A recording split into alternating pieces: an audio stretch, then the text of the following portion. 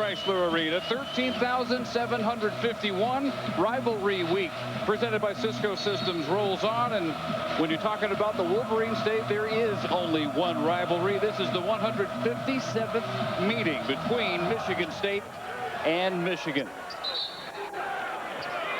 And the tap will be done once again as you look at the Michigan State starters with a couple of new faces. If you were not watching their last game, Tom Izzo made a couple of changes with Drew Neitzel, 6-foot freshman right here, now the starting point guard, and he feeds Shannon Brown for the game's first points.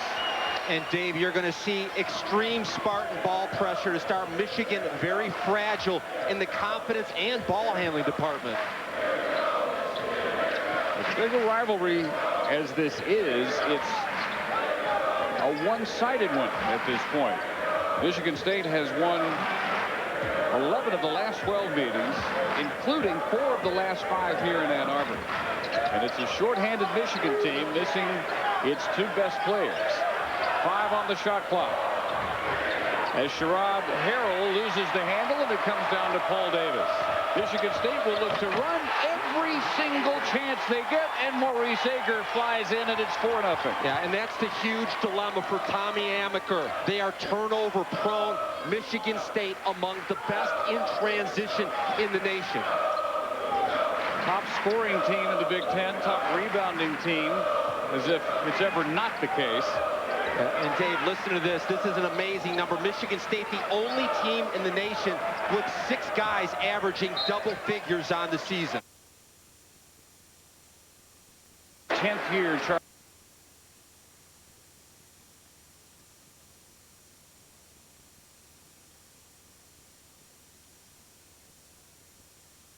In his 4th season at Michigan, having to do without Lester Abram, who has missed virtually the entire season because of a shoulder injury, and as of late he's had to do without his star guard Daniel Horton.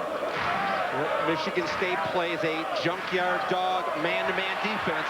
That was the zone though. Shannon Brown all the way, steals, finishes 6-0 Michigan State.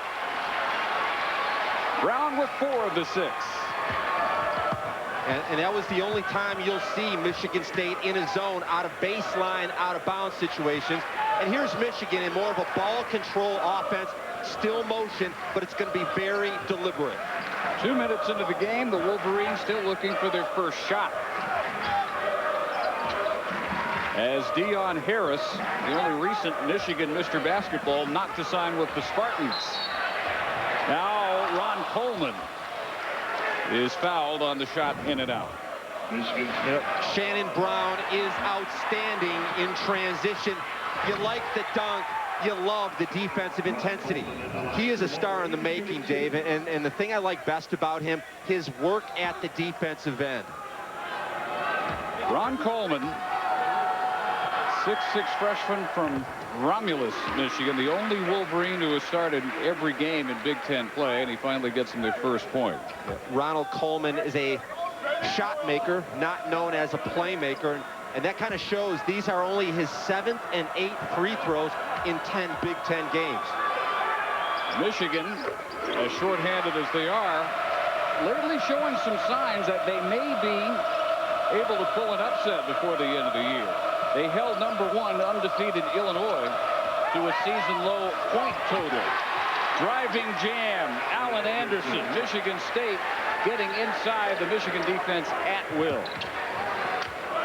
On Tuesday, 57-51, all the #1 Illini could manage here.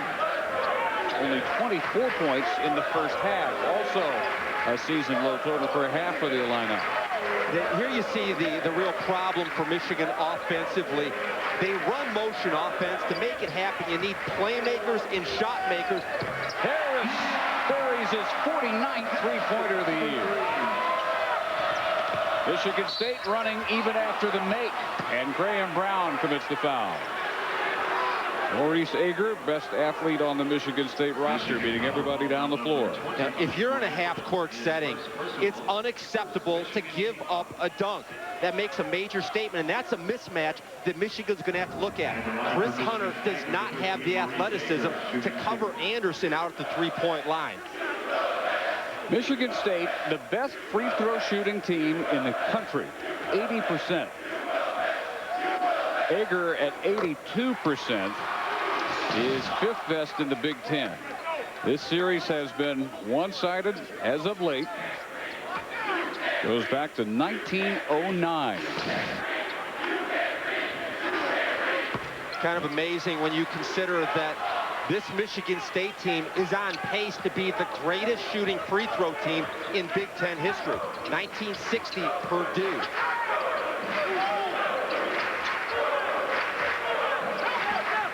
And that really bodes well once they get into tournament play. Don't you think? If you get into a close, slow-paced game with Michigan State, as NCAA games tend to be, the more they're on the line, the less chance you have of pulling the upset. After the Michigan air ball, Brown connects again. Tommy Amaker's seen enough for now. Timeout, Michigan. Shannon Brown, the high school All-America out of Maywood, Illinois. 12-5. This is exactly the start Michigan didn't want to have and may not be able to afford here at home. Well, Tommy Amaker has a matchup nightmare against Michigan State because on the defensive end of the court, they don't have the athletes to cover the Spartans. On the other end of the court, without Daniel Horton, who's their primary ball handler, their best shot maker, they don't have a quarterback to run their offense. And so from Tommy Amaker's perspective, he's trying to slow things down, build up his team's confidence, but Michigan State has had an A+ start to this game. 6 possessions have all produced points, 5 of 5 shooting. Shannon Brown 3 for 3. And a 12-5 start for Tom Izzo, who says he would love to see this series get to the point that he thinks potentially it could at some future juncture, maybe in the next 5-10 years. You can look at a Michigan State-Michigan game the way people now look at a North Carolina-Duke game. Unfortunately for him, that would mean that Michigan has figured out a way to beat his team, which they simply have not done the last several years. Brown scores after the feed goes over Davis. 6'9" junior out of Mayo, Michigan, cuts it back to 5. Michigan State 16-4 overall. Their best start since their run of 3 straight Final Four teams, the middle of which won the national championship in 2000. 15:43 first half, a great start for the Spartans. Now, and in part by Chevy, an American Revolution, supercharged for 2005.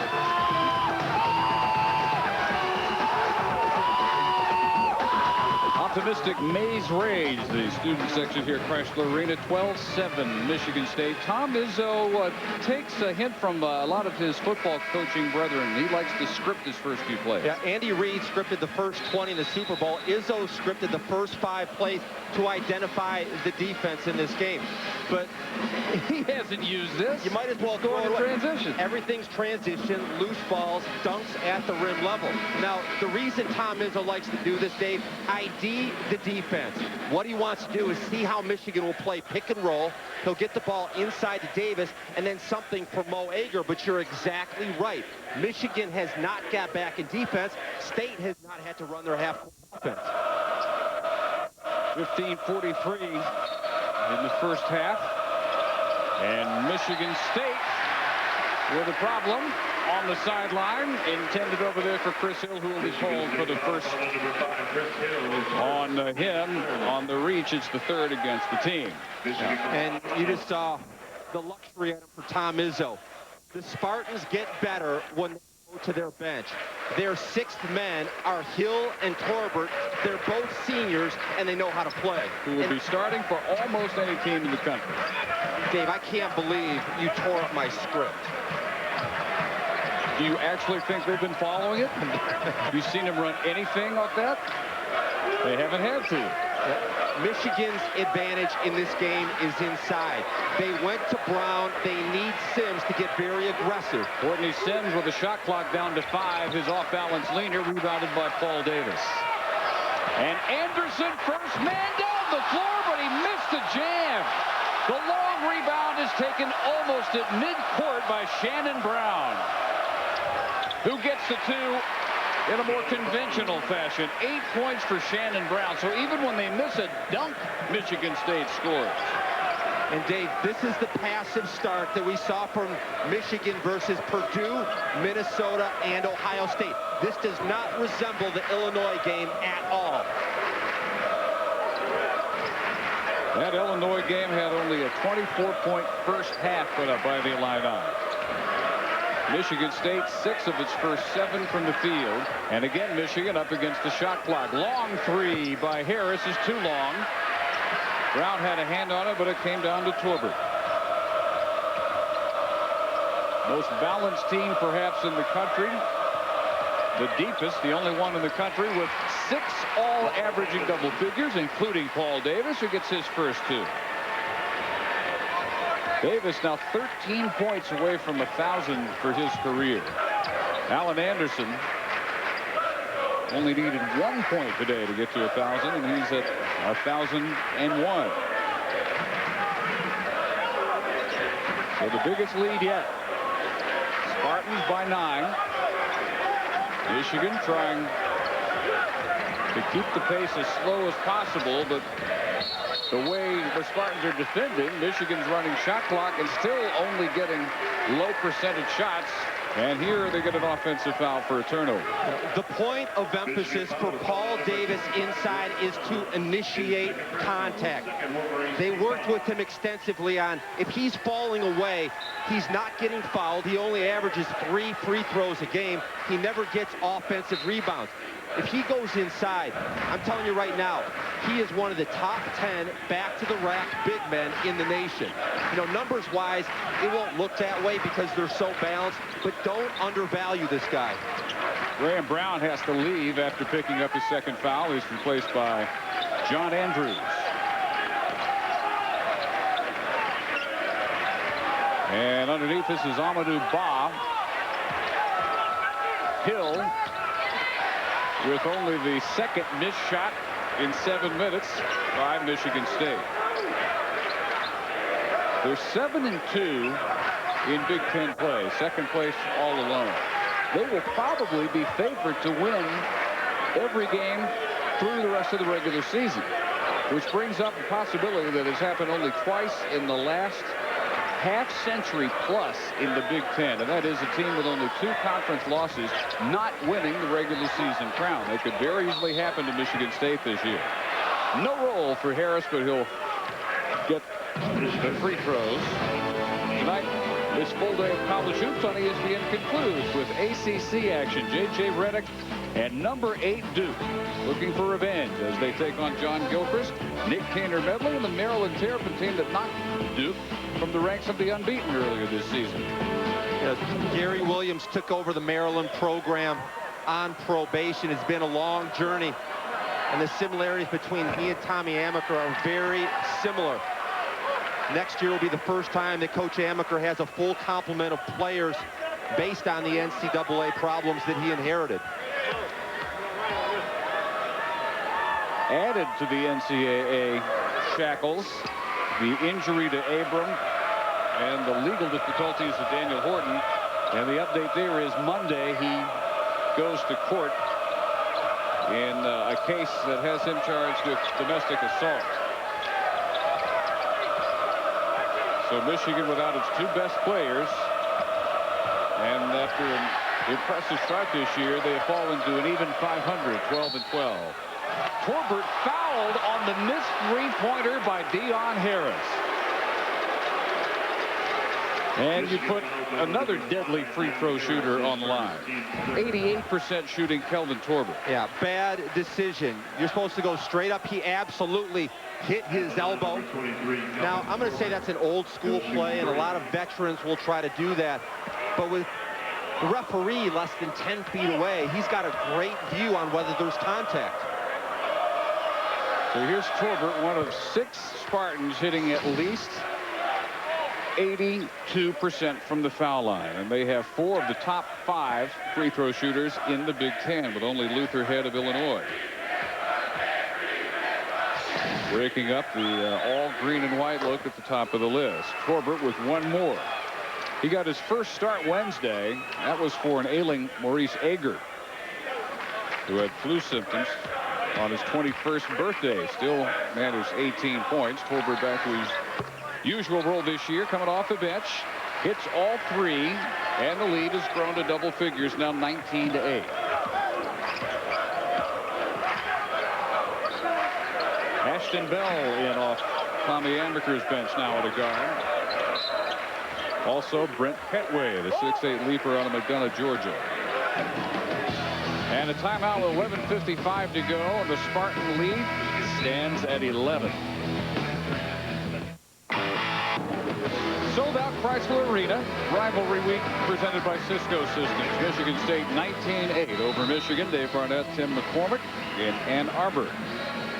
Tom Izzo, Tim, he balances the work life, which is so demanding for any head coach, and the family life with his wife Lupe, daughter Raquel, son Steven, about as well as you can this time of the year. Yeah, actually Tuesday night in preparation for Ohio State, he picked up the 4th grade Raquel and took her to the East Lansing daughter daddy dance.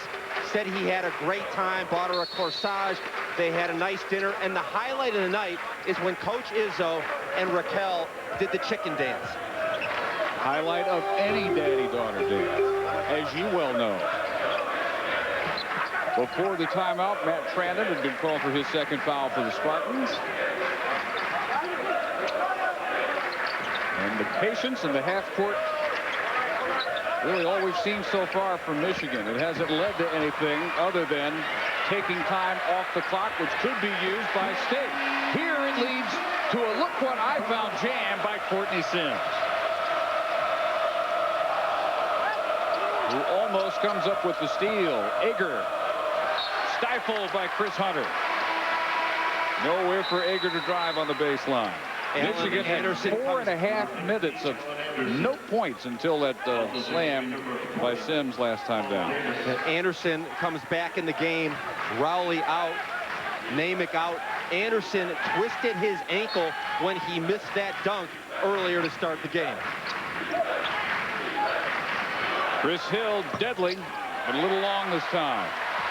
Coming off 26 against Ohio State, he hit his first 8 shots, including 6 3-pointers. Man, I'm going to tell you, Michigan State is so loaded up to deal with Deion Harris. If you stop Harris, Michigan has nothing on the perimeter. Wolverines trying to look inside for Sims, being fronted by Paul Davis, and again, all they've done is throw it around on the perimeter, and they're up against the shot clock. And they miss about an 18-footer. Ashton Bell couldn't get it. Chris Hill hurries it down the floor. Ager in and out on the 3.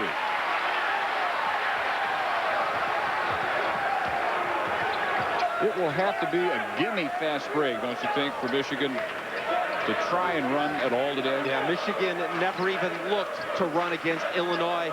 The Spartans and the Illini, the 2 most explosive offenses. Harris drains his 2nd 3. That's 50 on the year for the sophomore out of Detroit, and quickly getting 2 back. Chris Hill, his first 2 of the day. Wow. You cannot enjoy the basket too long against this team. I can't remember seeing a team in the Big Ten that advances the ball up the sideline faster than Michigan State. The last 2 teams at any level of basketball I've seen do it regularly were the Lakers and the Celtics of the 80s. The Showtime era. That's what Michigan State's accomplishing here. Scoring within 5 seconds after they give up a score.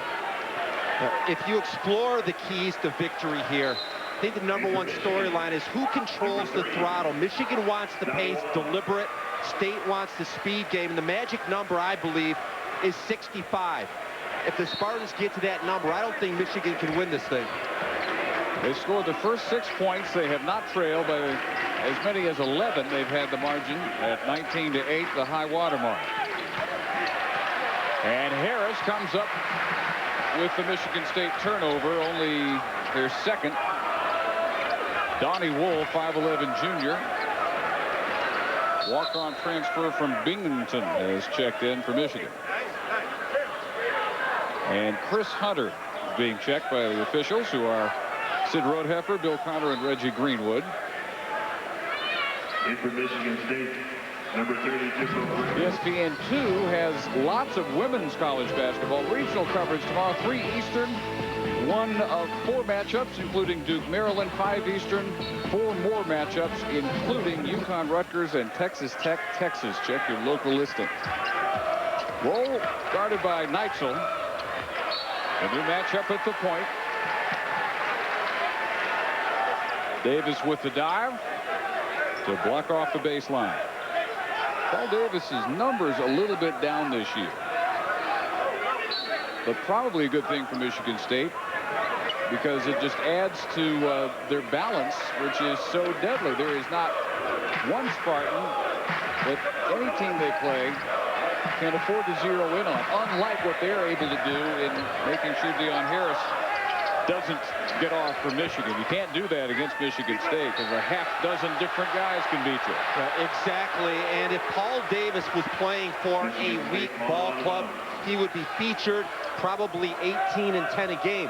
But you're right, Michigan State is so balanced that his numbers are not impressive. Neitzel fouls Wool after Wool stripped him. Second foul on Drew. Drew, the reigning Michigan Mr. Basketball. Michigan State has 5 of the last 6 Mr. Basketball Award winners in the state. Donnie Wall getting a chance to play extended minutes. Last year, he tried out with 30 other students for a spot as a walk-on. Now all of a sudden, a year later, he's starting a lot of games. He started the game in East Lansing for Michigan. Ann Arbor has been the land of opportunity the last few years in basketball. Traveling.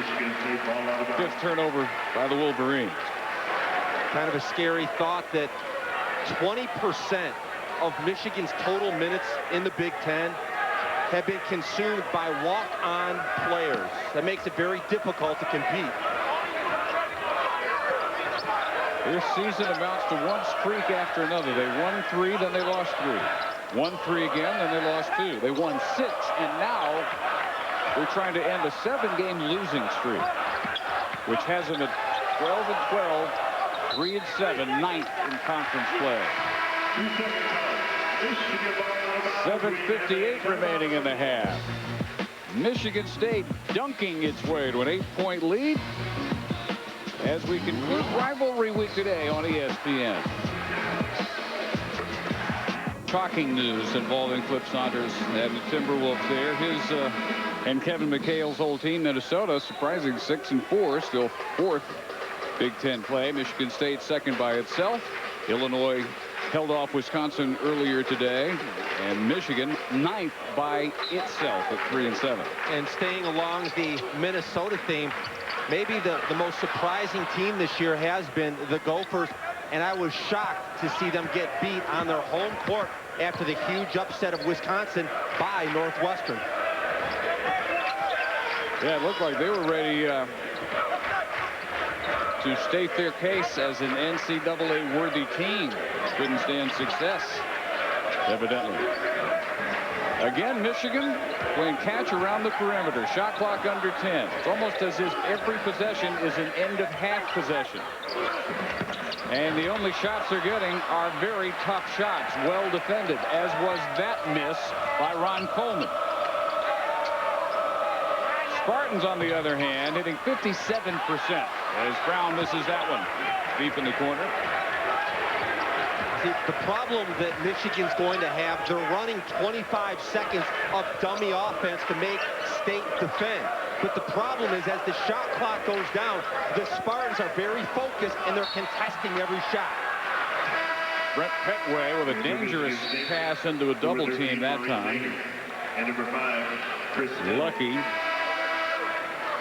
Michigan State didn't turn that into a steal and a fast break. 19 Michigan possessions. Over half the time they're getting the shot clock under 10, but that's not translating into good shots, just hurried shots. And it sounds odd to say you're hurrying a shot when you've let that much time expire, but that's the way the Spartans are playing defense. Michigan State is so good with their switching defense that it's going to be hard for Michigan to get good looks unless they go into the paint. Way off. Coleman, though, bailed out on the follow. That was a rare sighting, a Brett Petway layup without a dunk. First 2 points for Air Georgia. Petway cuts the lead to 6. It was as high as 11. And a whistle on the action inside. This will be on Michigan. Michigan foul called on number 3. Wohl with his first. Team's 4th. And the 4th against the team. This is the, 42-inch? Is that the latest measurement on Brett Petway and his vertical leap? 42 inches? It sounds right. At 6'8", Dave, he is the best dunker that I have ever seen. His teammates call him RJ for Richard Jefferson. I did 55% of his baskets over his career have been dunks, and you can see why when you see that replay from the warm-up, Tim. Shot clock under 10. Hill, no on the 3. Michigan State for the offensive rebound. Briefly, Davis lost it, gets it right back. And they go right to work. Briefly had a 3-on-2. Now it's Brown down the baseline. Crosses over to Hill, who drains the 3. Seldom do you see Tommy Amaker so animated. He felt there should have been a charge on the initial penetration. One of the top 3-point shooters in Michigan State history, Chris Hill, gets the lead back up to 9.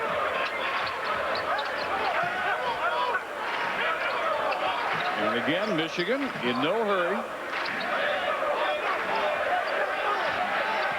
Harris has Ager come out and challenge him. Wohl on the baseline, a no-look feed, and that is traveling on Chris Hunter. Tomorrow, the NBA on ABC has a terrific doubleheader. First best in the West against the best in the East. 12:30 Eastern, Spurs in the Heat. Tim Duncan is back after the ankle problem. And then the Lakers head to Cleveland to battle King James and the Cavaliers. It all begins tomorrow, 12:30 Eastern on ABC. You know, Chris Hill has struggled with his shooting. He told me before the Ohio State game, he got into the gym late at night, and he took 200 threes, Dave. He made 168. I think he's back. Traveling, Allen Anderson gives it right back. 168 out of 200.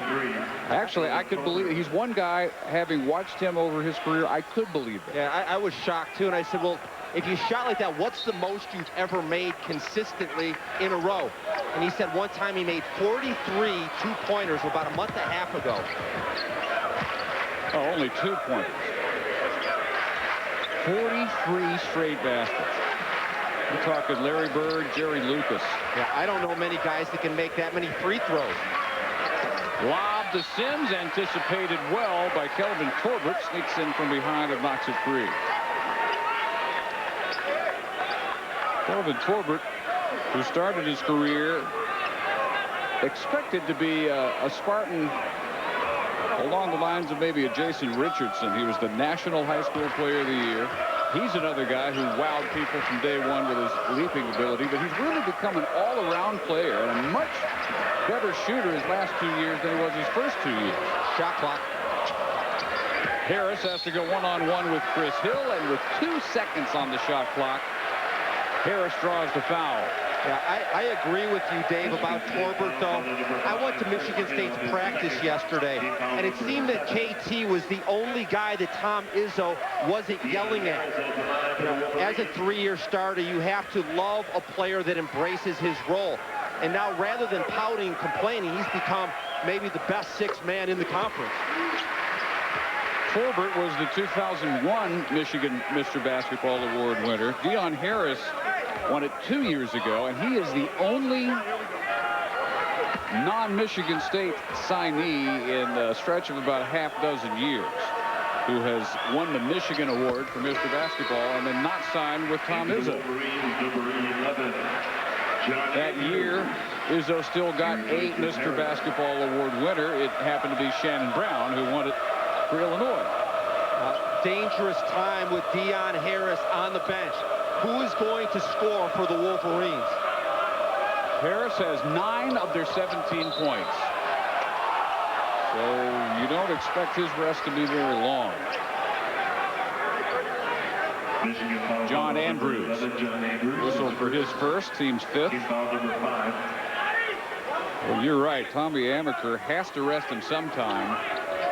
And it becomes critical for somebody else to emerge offensively as a threat. That on Torbert, who stepped over the end line. You know, I said that Torbert doesn't get yelled at. He's going to get yelled at because he was lazy getting inbounds.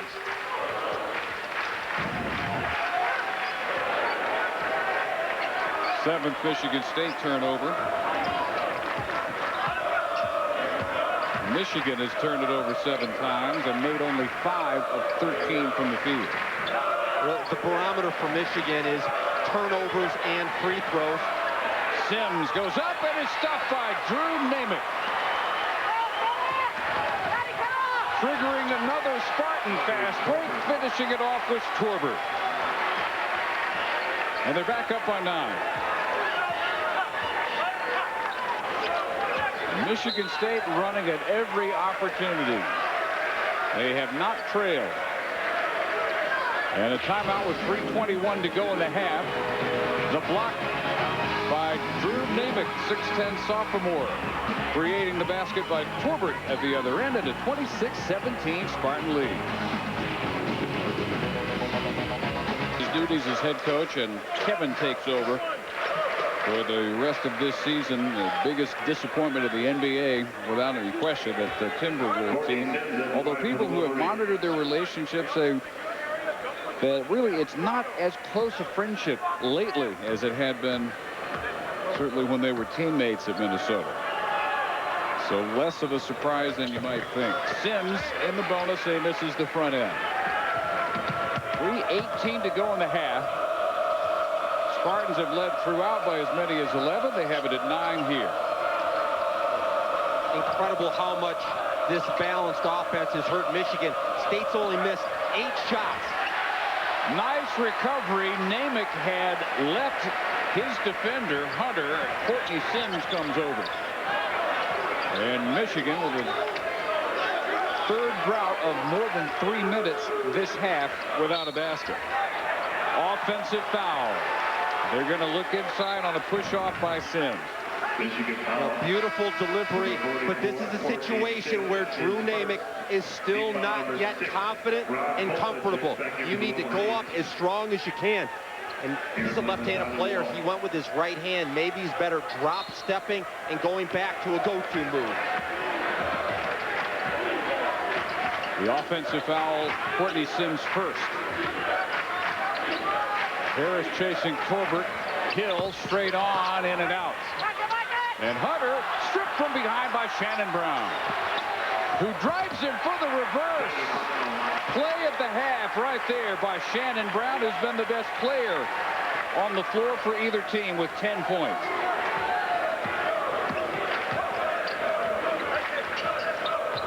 His game is developing at a breathtaking pace, Tim.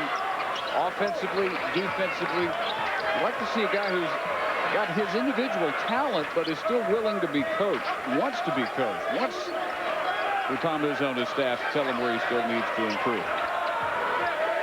Unfortunately, that is more and more unusual. Harris with his third three-pointer, 28-20.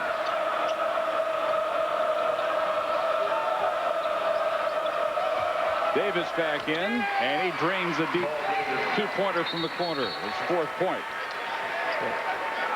Anderson took a shot in the face. Davis hit the jump shot, and Dave, yesterday at practice, Tom Izzo told me that this is the best team that he has ever coached in terms of shooting the ball. He said they're also the most athletic. It's a pretty good combination.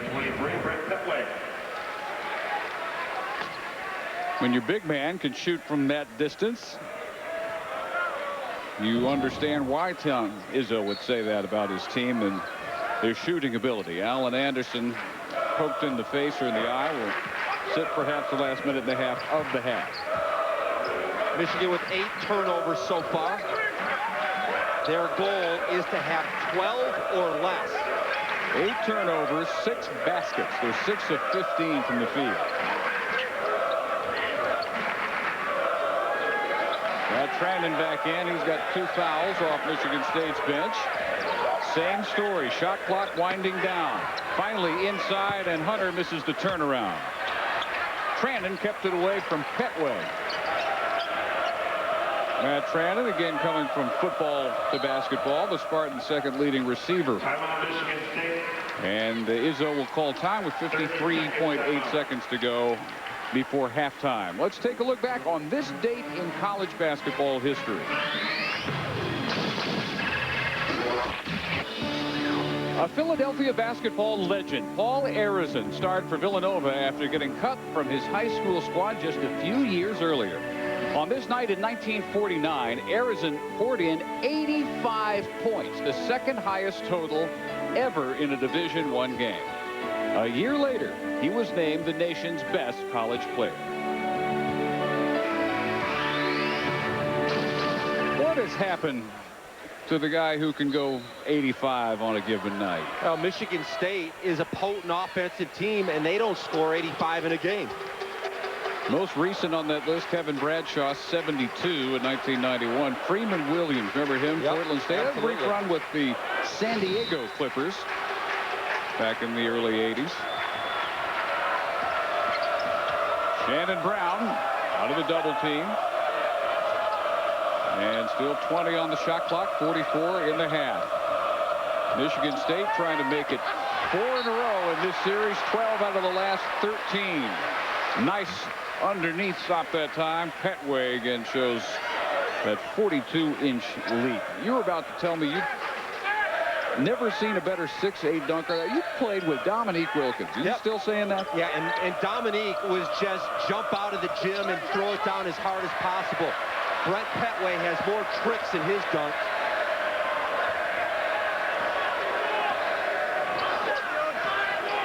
All right, this is something the Michigan should be good at, running the shot clock down and taking it late.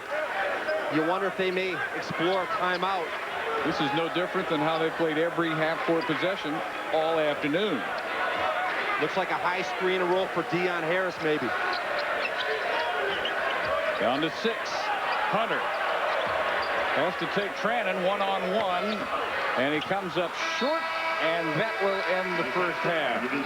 Shannon Brown has 10 points on 5 out of 6 and 3 steals. Michigan State leads Michigan by 10. 30-20 here at the half in Ann Arbor. Now back to Scott Reese for the UPS halftime report. All right, Dave, good ball game. This exclusive presentation of college basketball is brought to you by Genuine Ford and Lincoln Mercury Parts and Service, only in your dealership.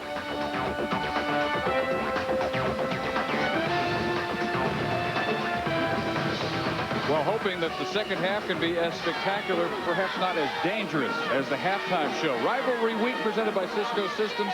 The rivalry in the Wolverine State and Michigan State right now.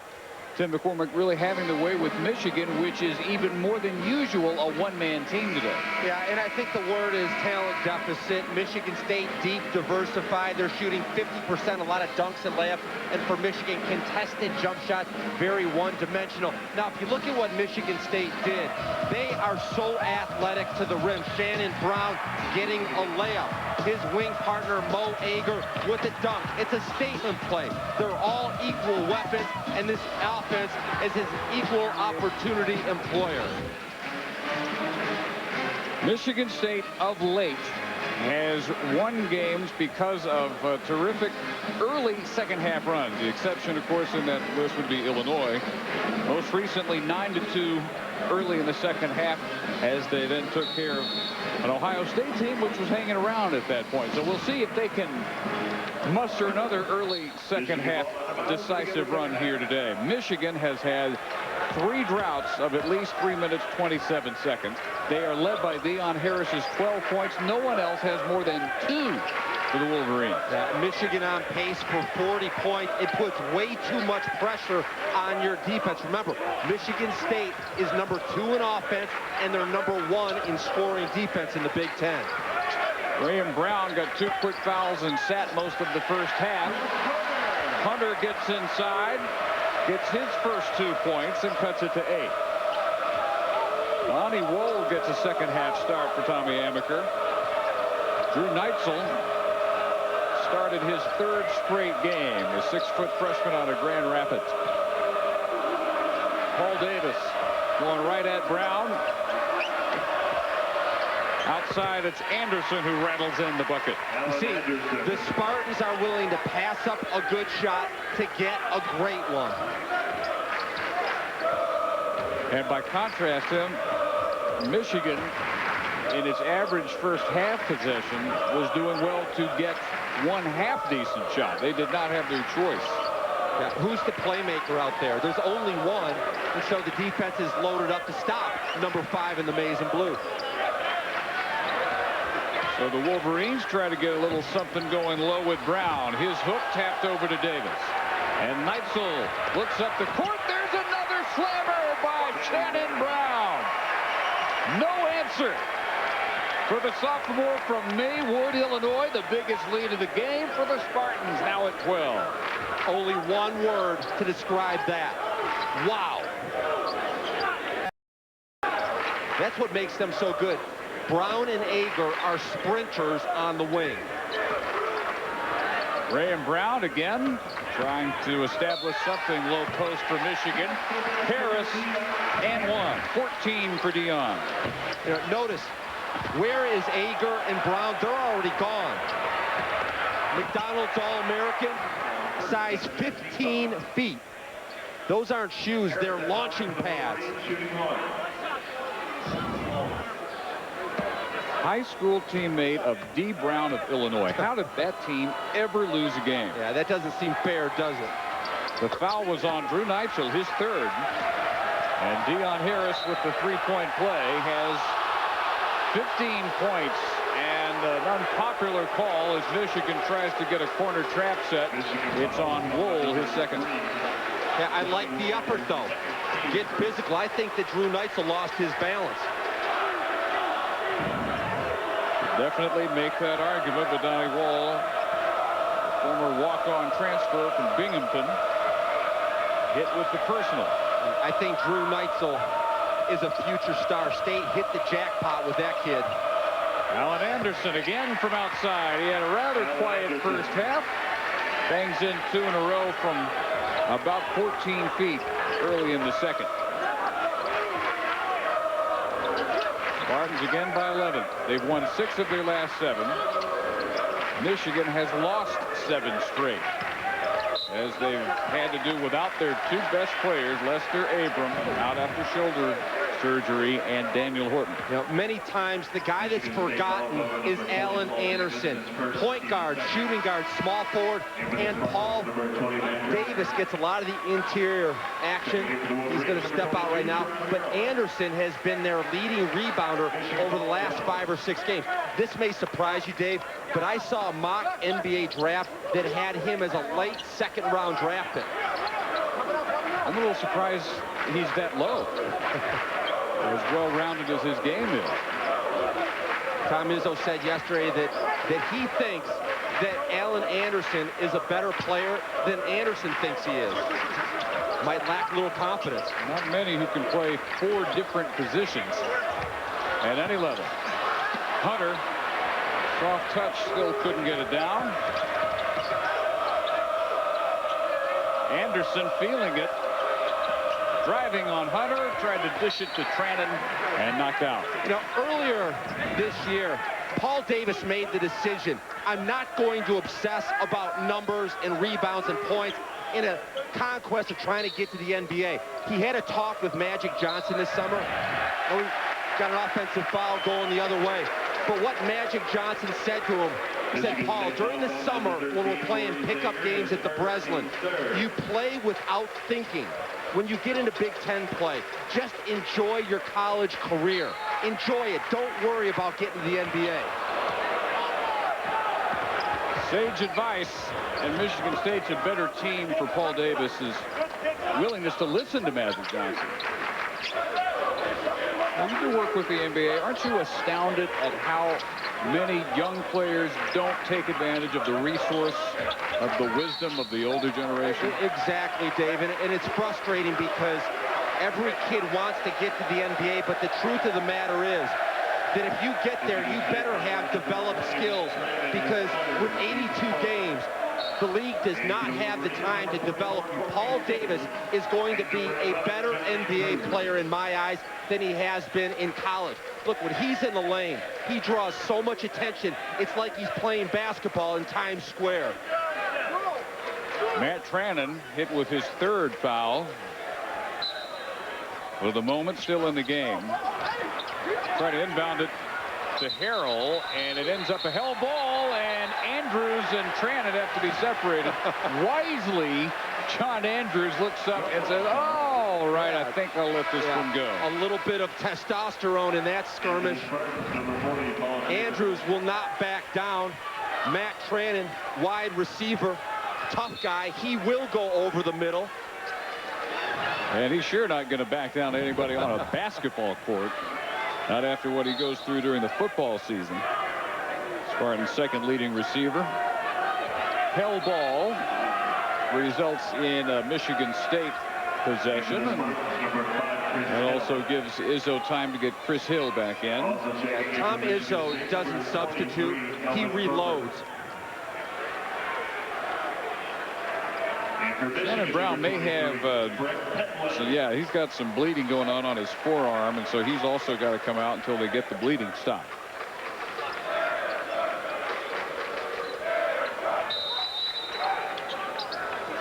And against the full court Michigan pressure, Brandon still in with 3 fouls. Davis at 6'11", able to dribble it into the front court.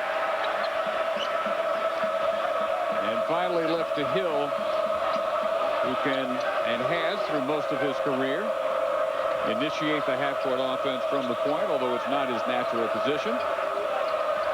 Uses the Davis screen to nail a 3. 49th three-pointer of the year for Hill, second of the day, biggest lead of the day for Michigan State. And we know Chris Hill's a great shooter, also #1 in the Big Ten in assist-turnover ratio. Brett Petway is on for Michigan.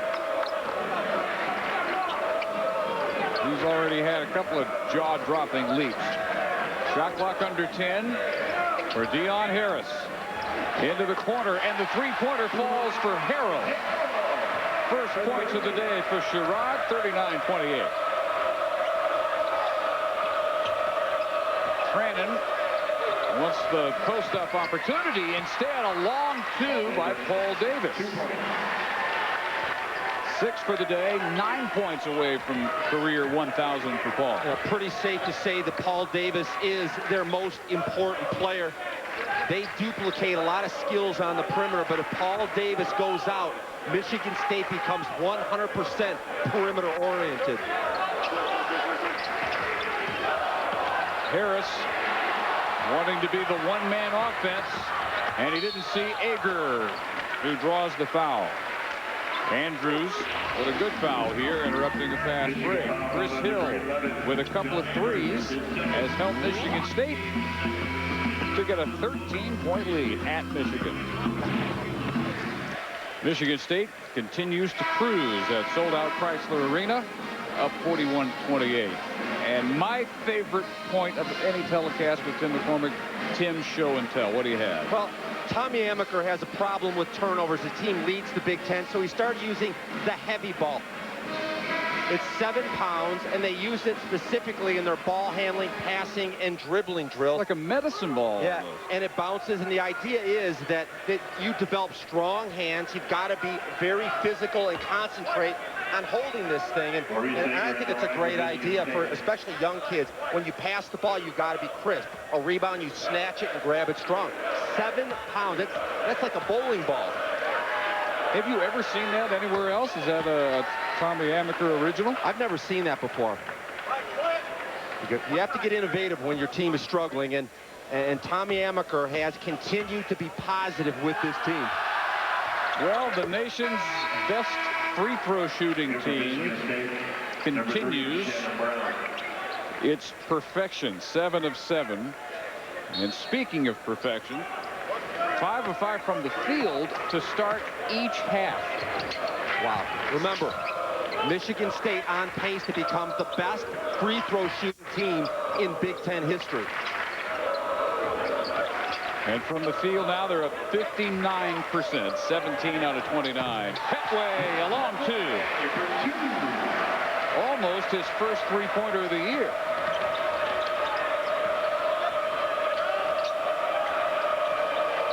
Still enough time that Michigan can put together a run, so the clock isn't the issue. It's needing Michigan State to help out. They've got to get the Spartans to contribute some easy baskets because they refuse to miss. Hill's second 3 of the half. 6 of 6 to start the half. And David, it's safe to say with Deion Harris as the only pure scorer, Michigan is not known as a comeback team. And Michigan State obviously in no mood to help them out. Biggest lead now, 16, 46 to 30. So they've done it again. An early second half run, which at this point looks like it may be decisive. Ron Coleman, 6'6" freshman with his first basket.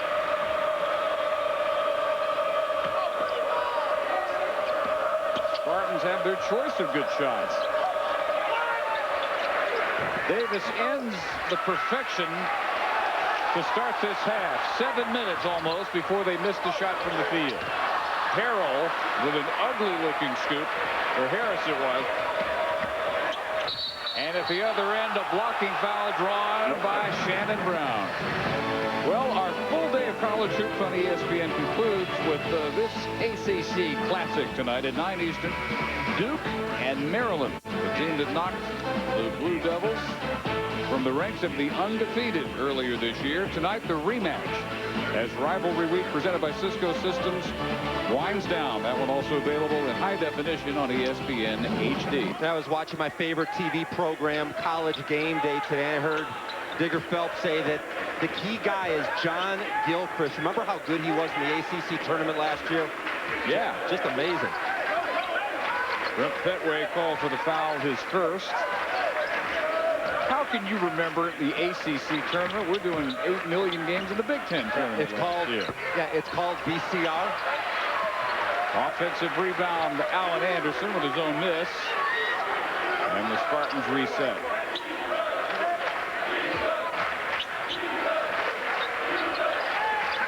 When they play the way they had today, you have to respect what Illinois did all the more when they went in and took such a decisive win at the Breslin Center. Anderson short again. Torbert hammered on the follow. What an incredible dilemma for Michigan at this point. If Michigan State misses a shot, they attack the offensive glass. Michigan not a real good box-out team. Michigan State leads the Big Ten in rebounding margin. Michigan State shooting 2. A lot of people looking at the ACC right now saying, for sure, North Carolina is a Final Four possibility, maybe even probability. Duke, Wake Forest also in that number. What about the Big Ten, though? Other than Illinois, Michigan State, Wisconsin, anybody else showing those potential Final Four features that you look for this late in the season? Well, Dave, last weekend, you and I fell in love with the Gophers in Minnesota. But what's happened to them? They lost at home to Northwestern. Indiana is causing all kinds of problems for them today. He replaces Chris Hunter. Perfection continues for Michigan State. You brought up a good point about the ACC, and it really relates to what Tommy Amaker is going through. Georgia Tech played in the championship game last year. They've got everybody back. B.J. Elder, their point guard, goes out just like Michigan lost Daniel Horton. What happened? They lost 5 out of 9 games. If you lose your point guard, you lose your offense. Brown, tough pass, and in trying to control it, Petway tumbles into the cameras and turns it over. 48-32 for Shannon Brown and dominant Michigan State.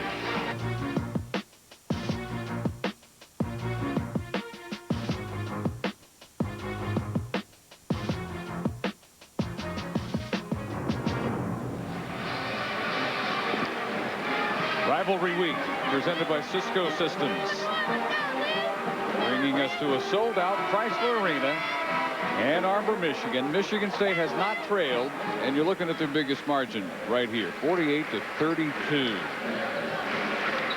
Tom Izzo's team was hitting half-it shots at the half, and they picked it up, hitting 2/3 of their shots here in the second half. Michigan, 63% when they do get a shot off here in the second half, and yet their 10-point halftime deficit thrown to 16. How frustrating is that got to be? Neitzel back in to run the point. Torbert. And finally, the unstoppable Dee Brown. Shannon Brown. Dee Brown is his high school teammate. 14 points now. Shannon Brown, 7 of 8 from the field. I asked Tom Izzo, who will be your leading scorer tomorrow, and he had no idea. Isn't that a great situation to have so many different guys that can carry the offense? Well, you ask most coaches that question, and they say, well, if it's not so-and-so, we're in trouble. Michigan State has no such concerns.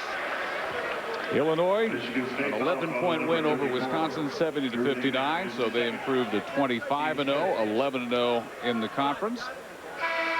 Now, Michigan State, we look at it this way, 2 back in the loss column. They should be favored to win every game, I believe, the rest of the season, and finish 14-2 in Big Ten play. After today, they host Minnesota, Wisconsin, and Penn State. They're on the road at Purdue, Indiana, and Northwestern. A couple of those are obviously losable, but I think they'll be favored.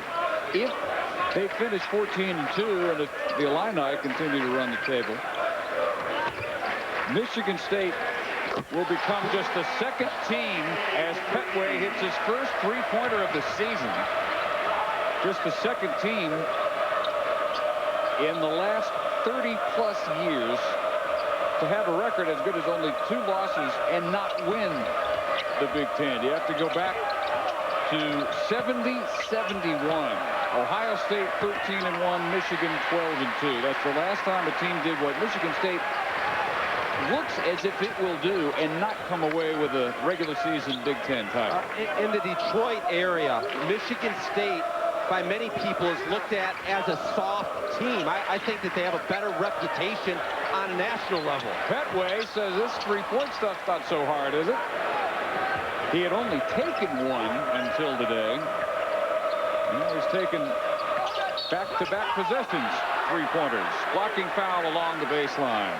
Dave, to follow up on the point, Tom Izzo's team has lost 13 straight games to ranked opponents. They were beaten by Wisconsin and Illinois. The local media says that they're soft, maybe because they're not Mo Pete, Antonio Smith, Mateen Cleese, some of the guys in the past. But you have to acknowledge the fact that they have been a real nice story. They're number 13 in the country, and if they continue and run the table, they've got a great chance to be a number 3 seed in the NCAA. Now, they're the leading rebounding team in the Big Ten for the 9th time in the last 11 years, and they're soft? I think they've just played a couple of teams that are better. I disagree with the analogy that they're soft, and they are not 13, they're number 12. This simply may be a year in which no one is as good as Illinois. If Michigan State loses to them, that doesn't mean they're soft. That means Illinois may just be as good as their record and their ranking. But to say a team that plays the way Michigan State plays year in, year out is soft, that's the last word that should ever be associated with an Izzo team. Does that look soft? 8 for Alan Anderson. Yeah, enjoy the dunk, but appreciate the defense. And Dave, to put a footnote in there, to put an exclamation point, when you go to the Final Four 3 straight years, the local media's perception of how hard it is to get there is blown way out of proportion. And this team has an awful lot in common with those 3 teams, including the ability to do this. Mo Peterson-like, what we just saw in Alan Anderson. Deion Harris looks very tired. He's had to do a lot of work to be able to get his shot off. He has 15 points. No teammate has more than 7. Again, shot clock winding. Coleman throws it right to Davis. 14th Michigan turnover.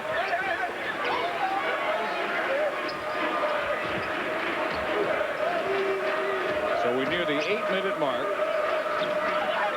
And Michigan State with a chance for its latest big lead of the afternoon. Davis travels. Well defended that time by Chris Hunter inside. 7:57 to go. Tom Izzo en route to apparently his 12th win in the last 13 meetings with the rival Wolverines. 7:57 to play. It's Michigan State by 17. Here's the Cisco Systems game practice. I can feel it coming in the air tonight. Oh Lord. And I've been waiting for this. Chris Hill, part of the balance for Michigan State, which has 6 players between 6 and 14 points. By contrast, Deion Harris has no help. He has 15. No one else has double figures for Michigan. Yeah, and that is the storyline, that it's Deion Harris versus Michigan State. Remember, the Spartans, the only team in the nation with 6 guys averaging double figures on the season. That balance, the experience of seniors like Anderson, Hill, Torbert, best free throw shooting team in the country, best rebounding team again, as they are year after year after year in the Big Ten. All the earmarks of another Michigan State team that can go a long way in the tournament. I asked Bo Ryan last week about the perception that Michigan State is soft, and he looked at me like I had used some bad language or something. You're going to have a real hard time finding a coach who will use that word to describe Never. them. Plus, when a team leads the league in rebounding, you just throw that tag out the window. And Izzo has not had to break out the shoulder pads and the helmets at any point this year, which is always an indication that he thinks they might be getting a little bit soft on the glass.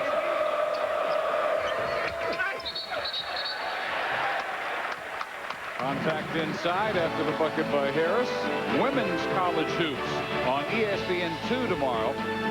At 3 Eastern, you'll see either Duke, Maryland, Kansas State, Oklahoma, Vanderbilt, Tennessee, or TCU, DePaul. And then at 5 Eastern, either UConn, Rutgers, New Mexico, Utah, Purdue, Minnesota, or Texas Tech, Texas. Check your local listings for the game in your area. February Frenzy on ESPN2 begins at 3 Eastern tomorrow.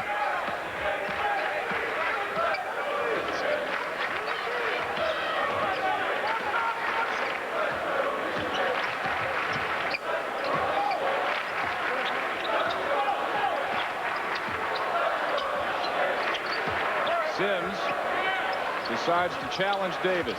Shot never had a chance. And Wohl with an unnecessary foul beat backcourt against Hill. The third of the game on Donnie. Tom Izzo became friends with Tommy Amaker many years ago when they were on a recruiting trip going after Country Day's Chris Webber. They spent 6 days in a hotel. They talked about, why are we spending 6 days in a hotel chasing a high school kid but they talked a lot of basketball theory and really developed a fond appreciation for each other.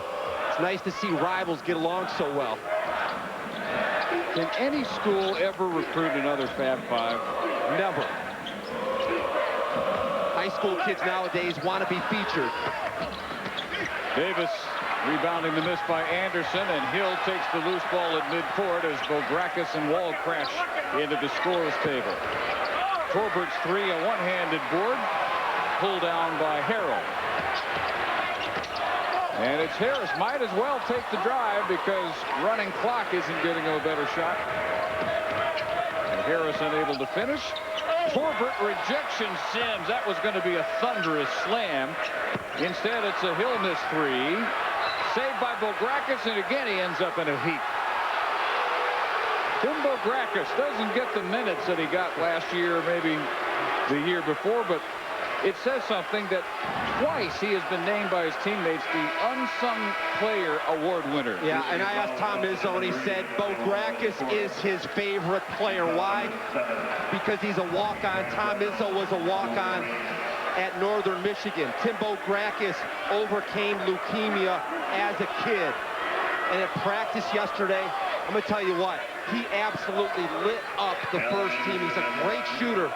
And in my mind, he's good enough that if he played in the Mid-America Conference and the Mid-Con, that he would be a starting guard and would get a lot of work. I don't think just nothing against that level of conference that you're talking about, but I think there's some Big Ten teams that would put him in the lineup. Do you think Tom Amaker would love to have Tim Bograkis on the floor for him right now? Absolutely. He has to take Donnie Wall off the floor with his fourth foul.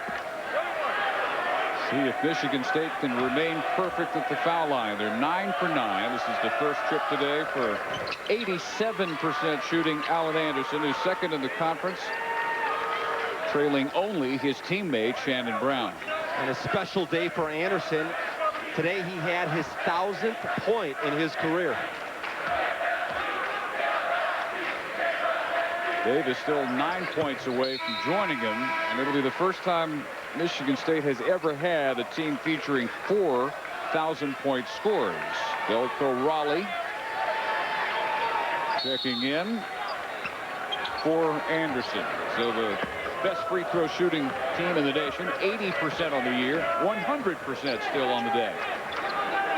Things don't get any easier for the Wolverines. They travel on Wednesday to Madison to play a Wisconsin team. Deep, deep three. Harris continues to be the Michigan offense with 20 points, including 4 out of 6 beyond the arc.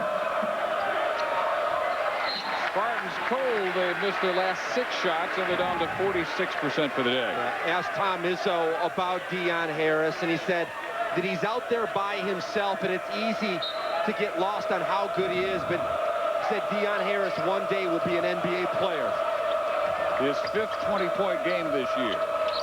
Shannon Brown underneath. Oh, Torbert again was about to throw one down. Just for football, you'd say he started to run before he made the catch. Harris stop-and-go drive and draws another foul. If only Deion Harris had some help. This has been a year of ifs, and Michigan doesn't want to live on ifs, but if they had an Abram and a Horton to go out there and help him, it would be a much more entertaining rivalry week offering than it's been. Instead, it's Harris with 20, and his next high-scoring teammate is Petway with 7. Probably the better indication of what Tommy Amaker is capable of at Michigan is last year. 23 wins, the NIT champions. Expectations were that they'd take that and build on it this year. And instead they will fall, barring a miracle, below 500 today with their 8th straight loss. As the Spartans turn it over for the 11th time. You talked about Michigan's bright future, and I certainly agree as Michigan State reloads from the bench.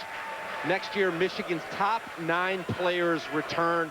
they add 3 recruits for depth, and it'll be the first time that Michigan and Tommy Amaker have had a full complement of players after the NCAA sanctions. So just like Dan Monson at Minnesota, you really can't judge Tommy Amaker's work at Michigan until he's able to coach under the same limitations as everybody else. Tip in, Graham Brown. And don't look now, but a little bit of the run. 7 unanswered by the Wolverines. 4.5 minutes now since the last Michigan State basket, and they want to talk it over. Their lead has been chopped to 10 with a little over 4 to play.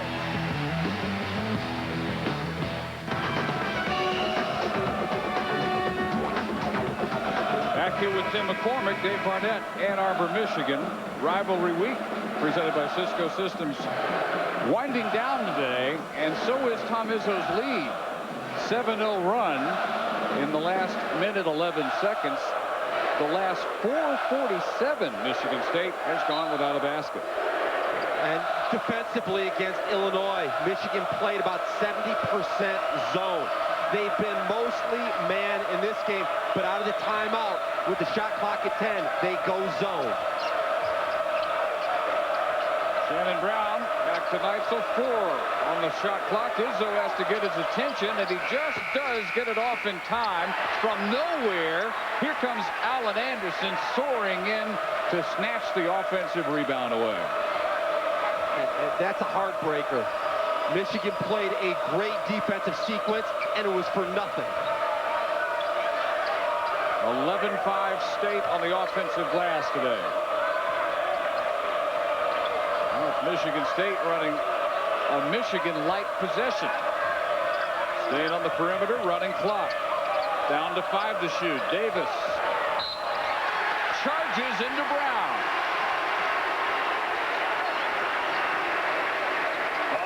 Another timeout. Still Michigan within 10.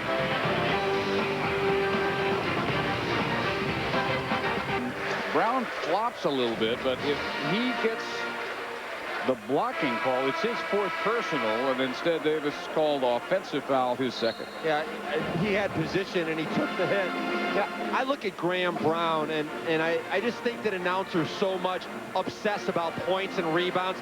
But if you're looking at intangibles, there's nobody in Michigan basketball over the last 20 years that sets a better screen, help defense, loose balls. This is a guy that every coach would love to have on his squad.